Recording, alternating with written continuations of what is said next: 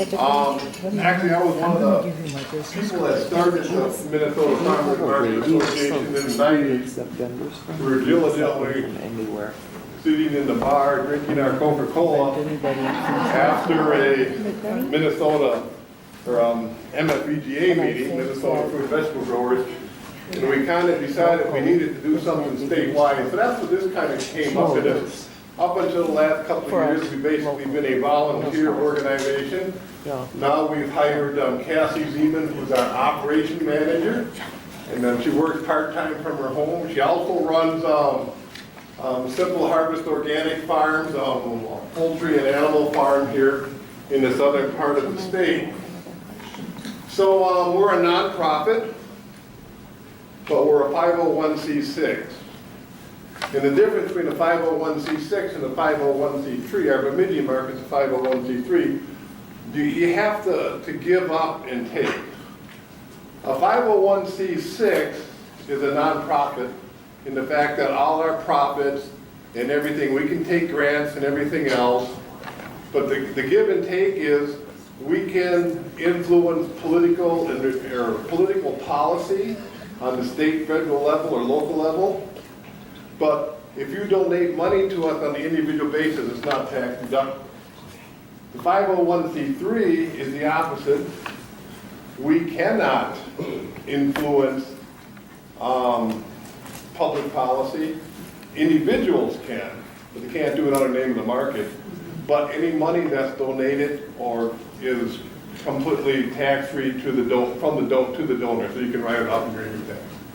So anyway, we want the 501c6. Can I interrupt for a second? I'm doing the paperwork for a 501c5. I haven't heard of 501c6. 501c6 is for trade organizations that represent a lot of sub-organizations. Oh. Well, National Football League, the 501c6, because they're doing all these Okay, teams. so I am doing the right paperwork. I don't know about a 5. That never really entered into our... No, I'm doing a 501c5 because it's for farmers markets. Oh, I don't know about that. Yeah, and no, I got it for my tax account. So interesting. I'll have to take a look at that. So anyway, let's go on.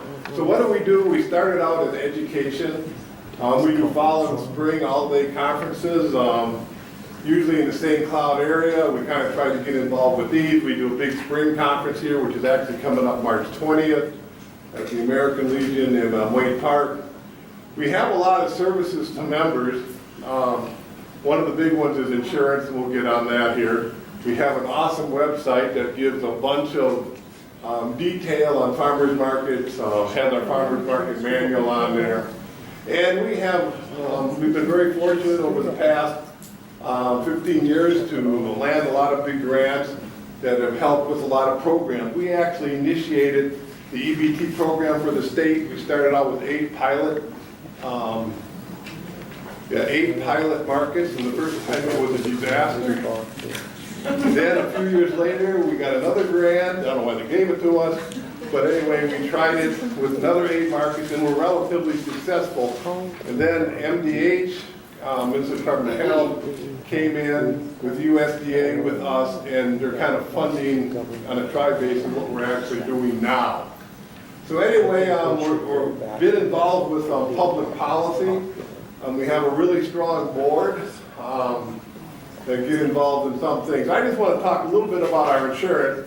This is one of the major reasons why some people do join. We have 2 basic categories. We have the farmers markets, and that's $70 per year per farmers market. Regardless of size. When I say regardless of size, we do have some size limitations, but they won't affect anybody here. And we also have the individual is also $70 a year. And of course, you must be a member of the association to take advantage of these here. So we look at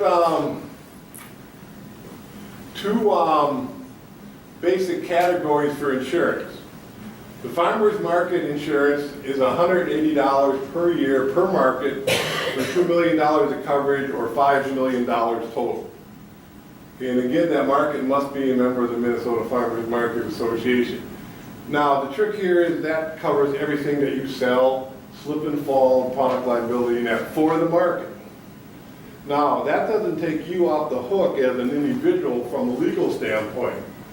So the vendors have the opportunity to buy up to $2 million per event, or $5 million total. And I say an event, that's a market season. And then we have three classifications. Vendor one, I guess we call it that just for clarification, is a market vendor that sells unprocessed food. That's fresh vegetables, berries, apples, anything that really hasn't been processed.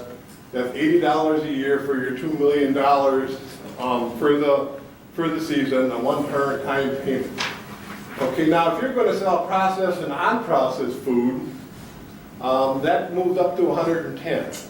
So if you're selling pickles and all that type of stuff, you get the $2 million. Now, you can split this. You can say, well, I'm just going to sign up for the unprocessed for $80, and I only sell a couple jars of jam, but I'll take the risk, so I'm not going to do it. So if something does happen to your jam and somebody gets sick, you're not covered, but your vegetables and that would be covered.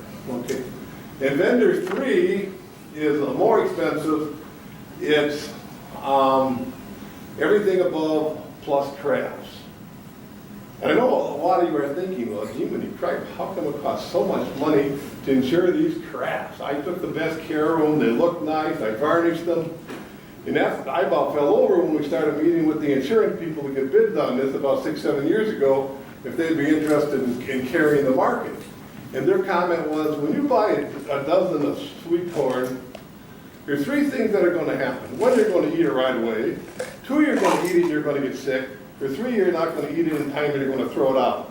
Either way, our liability is gone in 10 days.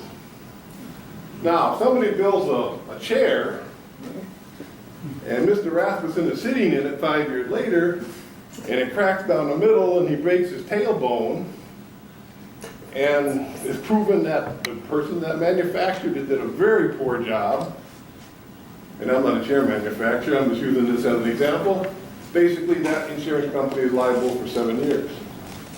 So that's where the difference in the craft comes in. The length of time that they actually have some risk.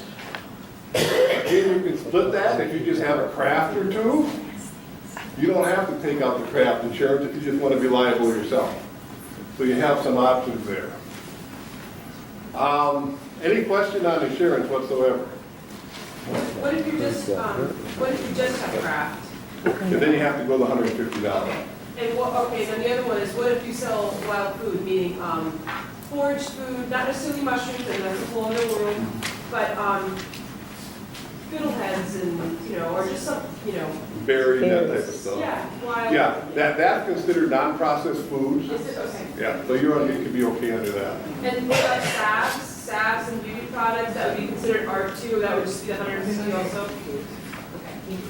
Terry, is this per vendor for your market or for the market as a total for this coverage? This Yeah. coverage here is per vendor if they want it. If they want it.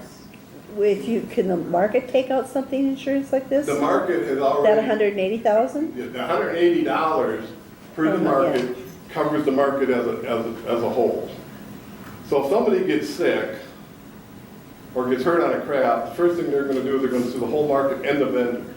Oh, Now, okay. the market may pay out, but that does not exclude the The vendor. vendor, so the vendor still might be liable. Gotcha, okay. Okay. Any other questions on insurance? Do some markets require that insurance? Yes, especially the closer you get to the metro area. Paul? You may have said this, but does the market have to have its insurance in order for a vendor there to buy individual, or can an individual do it even if the market did? The individual can do it without the market. Never used to be like that, but now it can. And you bring up a good call too. If some of you go to 5 or 6 markets, or even a craft market of your local town during the 4th of July or something, that's also covered under your 70, under your policy here. So even if that market is not a member of the Minnesota Farmers Market Association, and of course your local community event, county fair, if you sell there, wouldn't be probably a member either. Okay, what are some of the other things we're doing here? Back about 3 or 4 years ago, I wrote a grant here And it started out at a reasonable amount, like $20,000. And I said, well, what I really want to do is update the Minnesota Farmers Market Manual. Well, that's pretty good. And our market manager at the time who helped us said, geez, you know, I think we ought to do an online course. That would be really great. I said, well, not knowing how much work that was going to be, I said, that sounds like a good project too. So we added another $25,000 to $30,000. And then one of the board members said, you know, nobody knows anything about sampling at markets. It's not safe. The regulations are, you know, let's do some farmers market training. Well, the people that we got the grants from said, yeah, that's a really good idea. I thought, that would be simple. We'll just send out a few things. Well, anyway, as of right now, we have not finished the farmers market manual completely. We have not finished the online course, even though they're very, very close, because this food safety at farmers market and sampling has basically burned up all our time and manpower and dollars. And it turned out that we are completely rewriting the legislative bills for the state of Minnesota for sampling at farmers markets. Why is this important? Well, you know, it just makes good common sense. But here's part of the problem we really ran into. None of the inspectors agreed. First of all, we didn't have a legal definition of a farmer's market. Now, a lot of you sell under the food safety bill, which would be bread and jams and that type of stuff, and I kind of helped write that, and we went into the pickle bill. And as we were writing this and sitting across the table with some of the legislators who actually went ahead and sponsored it, the idea of a farmer's market came up, and, oh, what's a farmer's market? Well, everybody knows what a farmer's market is. There's a bunch of people over there with some tents, and legislators, that's a good idea. We have to remember, them bills were designed for overflow. That's how they were sold. In other words, you've got some extra berries, rather than throw them out, and you can make them in a jam in your home and sell them under the safe food bill. Okay, so that really worked out good.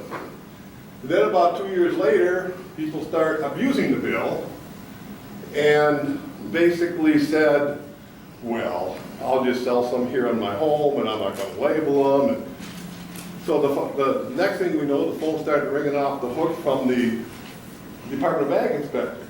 Well, how do we enforce this? We don't have a definition of a farmer's market. It could be one guy sitting in a purple tent in the middle of the street and another guy, you know, has all that. We're going to get into this too here. So I'm not going to get into this where we really are now. But the strict interpret of the current statute and rule are vendors who grow and produce their own food. Now we switched into food sampling. Okay. If you're going to food sample, you have to grow your own food.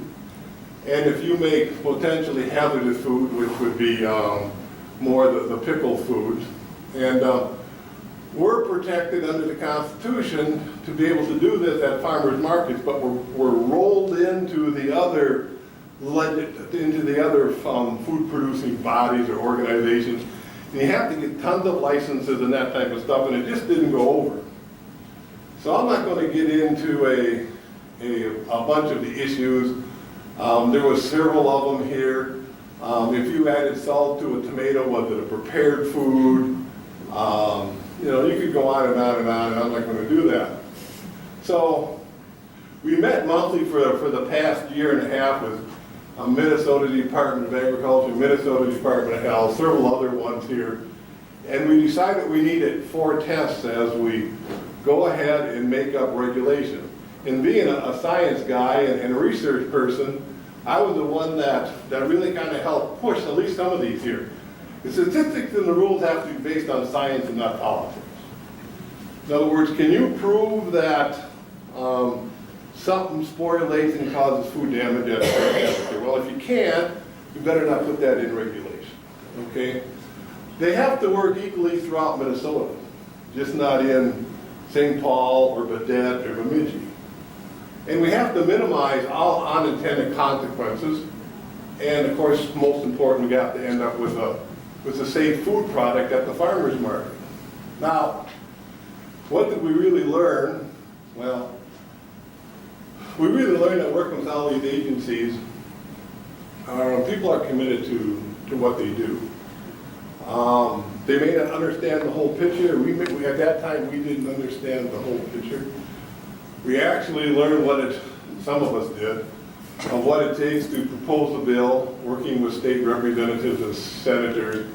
And in order to really get this off the ground, you have to be able to find political support. If you're going to go into the political arena with something like this, if you can get support from both sides of the aisle in your bill introduction, your chances are a lot greater. Okay. And just to give you some ideas, if you look through there's certain codes. If you're looking for bills, if it starts out like 28A, it belongs to the Minnesota Department of Agriculture. If it belongs to, on a 157, it belongs to the Minnesota Department of Health. And there's a little bit more than that here. So anyway, here are some of the, just a shot here of the Minnesota Department, and where you can look up bills. We'll kind of get into that a little bit more late in a minute here as we get into some of the proposed changes that we have made. It actually is in legislation. It was actually put in the House a week ago, and I just got an email about 10 minutes ago that it just entered into the Senate. So we should be in pretty good shape. So anyway, we are recommending that a farmer's market, with a lot of discussion went into this from all the agencies. It means an association of 3 or more persons who assemble at a defined public location for the purpose of selling to the consumer the product of a farm or garden occupied and cultivated by the person selling the product. Now, that doesn't mean you can't have a higher person helping you or something like that, but you have to grow it and control it. When they say defined public location, does that just mean that it's known to the public? Right. You have to say, we're meeting on 210 First Street Yeah. on Thursdays, or something of that nature. And people who come there would be able to enter. It's not locked up. Right. It doesn't mean it has to be on public property per se. Right, yeah. Yeah. So does that mean an individual cannot sit up on a corner and sell? He can, but he can't be considered a farmer's market. He can't get any of the benefits of the farmer's market. They can't sell on the pickle bill, the food safety bill. So it takes a lot of liability on you. It takes a lot of liability. And this was really pushed by the state inspectors, because if they're going to enforce something, they have to sit there and say, you're a farmer's market or you're not. Okay. So, okay, good question. So everybody kind of have an understanding of, okay, so now we're moving into food safety. And we kind of really condensed this, but it allows all vendors to sample food at the farmer's market under a few basic common sense conditions. You have a hand washing station that's available to your customers in close proximity. That means if 2 or 3 people wanted to go together and get one, and we'll show you these, they're very inexpensive here. They're just a 5-gallon service with a flip in it, or a turn spout, not a push spout, because the water's got to flow at 30 psi. So anyway, it runs freely over the hand, and we'll show you some of these that we built here for demonstration. You need plastic gloves, and the samples cannot be over 3 ounces. And I don't think they're going to sit there and say this one's 3 1/4, but they don't want full meal served either. Single serve items are a must, whether it's a toothpick, a plastic spoon, a paper cup, something like that. The product has to be prepared at the farmer's market unless it's done in a certified kitchen. Okay? And you have to submit a food safety sampling plan. Now, that used to be a 10-page document. Now all it's going to be is like a 1 or 2-page document that will be turned into your manager, and some jurisdictions may want it sent to the inspector. Why is this required? Well, because we want you to think about what you're doing as you fill out this plan. It's not a 10-page thing, but it's sit there and say, okay, now what's my safety plan? Well, it's going to be very simple. I'm going to prepare it at the market. I'm going to use toothpicks to sample my watermelon. I'm going to use disposable spoons to sample my jelly, so that you have something that you thought through, and that's the whole important thing of this. And you submit it to the market manager? That's got to be determined, Okay. but at this point, yeah. So if something is cut up for sampling, it has to be cut at the market, not brought in a container? They usually kind of recommend that, yeah, that's a strong situation, they don't want it done and Seems hauled it would be out. cleaner at home than out in That's the market. Yeah. Now, there are exceptions to that. And if it's something, now, we'll just get into that. We're gonna get a lot more education out on this here, okay? So what's our proposed legislation that's sitting there right now? It also allows educational groups to do demos and food sampling at the market. They kind of have to follow the same thing. University of Minnesota has some WIC people out there and some food, what we call them now, food community assistants. I don't know, they keep changing the name on us. But anyway, people from the U who will help at farmers markets, and they were kind of told to stay away now, but now this bill passes, we should be okay. So this is just a shot of a hand washing thing here that we're actually looking at. You can do it many, many different ways. But the key thing up here is you have a 5 gallon or some amount that'll hold over a gallon of water there. And it doesn't have to be under pressure, because if you've got over a gallon in there, it creates 30 pounds of pressure, which equals what our government regulations tell us. So basically, the person will flip that spout, and it's got to be the type of spout that flips, so when your hands aren't on it, the water will still pour, and they can wash it. Then you just need some disposable towels, of course, a bucket or something to catch the water. You may need some extra water, that type of thing. It doesn't have to be a stand like this, but it should be at a height that they can basically work on. And they do need accessibility to this, so if maybe 2 vendors next to each other are going to sample and they just want one between them, that's fine. One for the market, if it's a very big market, probably won't, be enough that they could, get to. And this is just a stand that Michelle Sherman built, but you can kind of make your own stand there too. The other thing, I guess it never bothered us here too far north, but it allows farmers who have value-added products to sample food all year long. And it used to be 21 days in one location. Inspectors never really agreed upon that. Some of them said, well, the 21 days in one location is the Badette Farmers Market.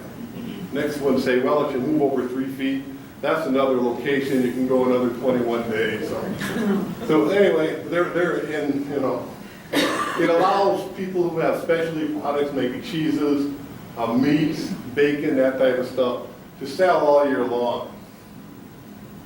Okay, so what we're really asking is that you contact your state representative and senator and ask them to support the Minnesota Farmers Market bill. That's HF, the HF stands for House File 2178.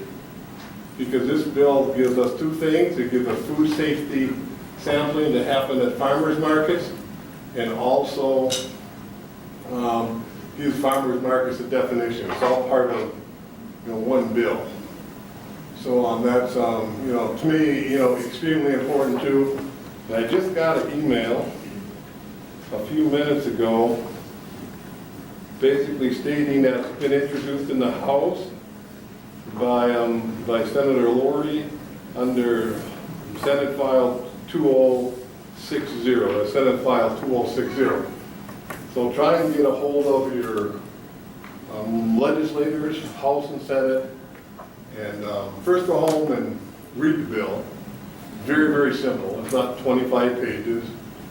People who know me, it's going to be 10 words or less. Make sure you agree with it. Call them up to support it, and then you'll have a lot of you won't have very many limitations when it comes to sampling, as long as it's legal to sell at a farmer's market. And after the bill is passed, is hopefully passed, we have the funds to do a lot of training, and also certain markets can apply for a mini grant from us to get the supplies they need for so many members to actually start sampling, which would basically be them water kits that I basically showed you. We're kind of getting a professional to design them so we can go ahead and sell them. And if you come to our spring conference, March 20th, we'll talk a little bit about that here. So, any questions? Okay, on this safe food sampling plan that has to be turned in by the vendor, is there gonna be a form? There will be, Yeah. okay. Where does the form go from the manager to? Or does it just sit in the book until somebody demands to see it? Right. Yeah, you may end up having to send them into the state once a year. I don't know yet. If that's something we're still hassling out, that may be added to the bill. Now, if it's something that very, Or if very, it's just a reference book in case somebody gets sick, oh, they had a form. I love them forms. yeah, right. They had another one. The thing about politics, More forms. yeah. There's a thing called compromise, and this was one of our compromises. It's a good one. Okay. So, and we don't know how that compromise is going to be executed yet, but I guarantee you it will be. It will be there, so. Any other questions? So I apologize if I missed this, I did take a phone call, but what about the old hand sanitizer? That's just No. not even an option, it has to be the running water. Yeah. There's- You can have it there, but I mean, it doesn't exempt you from any of this. So really, the sampling plan would assume that you have a hand washing station. I mean, you have to show that you have that. Yeah, if inspector walks in and you don't have that, you're gonna be in deep trouble. Terry, go back to the definition of a farmer's market. A situation, we have people that are farmers and they market their product, but they're our competition to our local farmers market.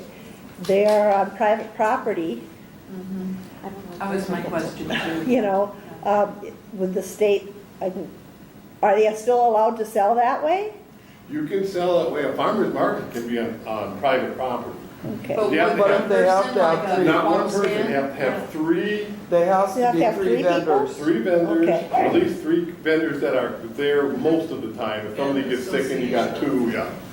And basically, it goes a little bit deeper than that, in that the proposed sub-legislation is, that's probably going to happen is, not only do you have to have three people there, but they have to have a set of bylaws.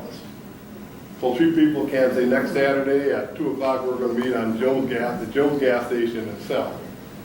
It's going to have to go a little bit deeper than that. So people aren't gonna be able legally to do that along the road at their farm? This does not stop them Okay. from doing that. Farmers market Okay. or sell, Then they don't get the exceptions. yeah, like the breads and the pickles and that. Yeah. So, any other questions? Okay, so as soon as it's passed, we'll get some stuff out. If you call your legislatures, we'll really appreciate it, so we can get this done. Because if we miss it this year, you know, could be wild out. I emailed all our vendors with that information. Okay, great. So- You were on our, Yeah. on our. And I already heard back from our representative saying he does support it. Okay, great. Yeah, and the thing, like I say, is bipartisan supported, both in the Senate and Yeah, the House. I gotta send it to the other guys. I just sent it to my guy. Okay, so great, Paul. One thing I was just gonna say is to emphasize how important it is for you all to contact your representatives. This should not be anything controversial or anything like that, so, you know, it's not like a tax bill. But it's really important that they hear from you, because in addition to knowing that you support this, it also lets them know that, wait a minute, I've got farmers market people in my district. So the next time somebody else proposes a bill that might be kind of goofy, they're like, wait a minute, you know what, I've got that constituent that wrote me that letter, maybe I should think about this. It's really important for them to know that they have farmers, that they have farmers markets that are in their district. So this is a good chance to introduce yourself and say, hey, here's something that's important to me.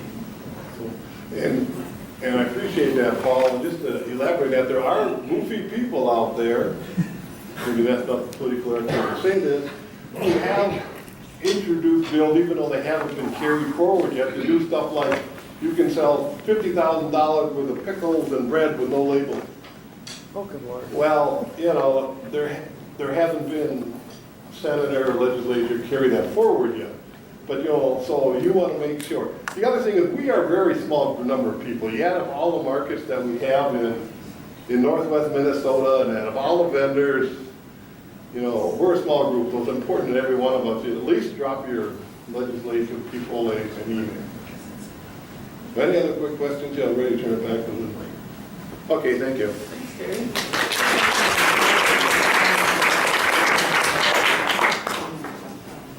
So it's about 6 minutes to 4. I think we've had a lot of really great information shared this afternoon.